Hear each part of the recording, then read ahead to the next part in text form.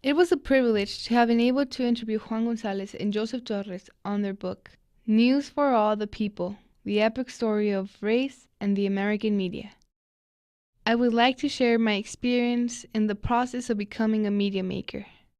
I would like to specifically take this opportunity to speak openly from my heart. I recall being cold to my bones when realizing that my first interview was going to be with Juan Gonzalez, one of the most distinguished Latino journalists in the nation, and Joseph Torres, a nationally recognized media justice activist. I was mesmerized with the author's extensive background and research that the book conveyed. As I listened to them talk about this body of work, I felt nourished and empowered with the knowledge they presented on the history of American media. During the book discussion, the authors filled the room with a beautiful sense of awareness and hope for a more just and equitable media system.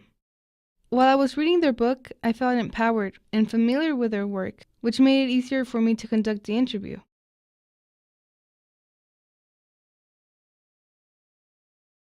The key messages we're trying to set to get people to understand is one, that race and racial conflict have always been central to the development of the media in America. They're not like some side issue or marginal question, but there's been a systemic pattern from the very first newspapers in America to creating a white racial narrative that excludes the African Americans and Latinos or Native Americans, except when it is reporting on them as threats to society, as problems in the society, as a source of discord, and not as contributors, not as heroes, not as people who have helped to build the country. The system keeps trying to marginalize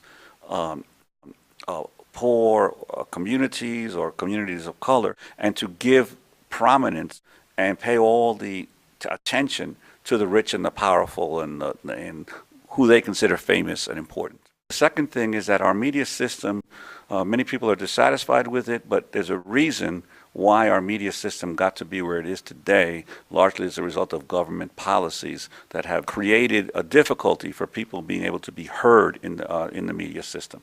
So those, I think, are the two main messages. At the end of their presentation, I was able to ask them, what would you recommend for media activist groups such as Generation Justice to focus on, especially as we work with young media makers? I will never forget the response that Joseph Torres gave. We really need leaders, and more now than ever before, so don't be afraid to fail. There's a long tradition of folks fighting for media justice, and so they are not alone, and they can learn from other folks.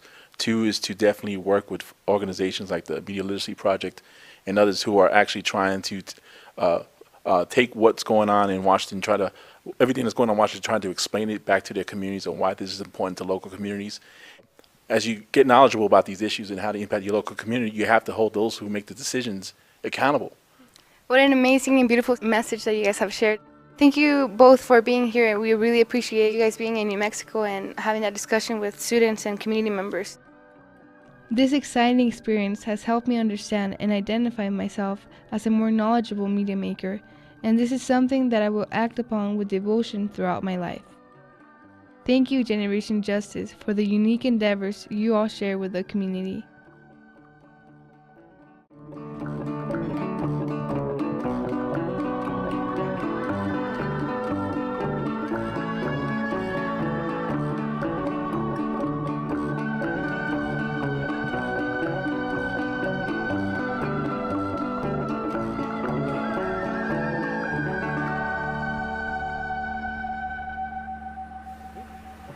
Great, good job. Yes. Yeah.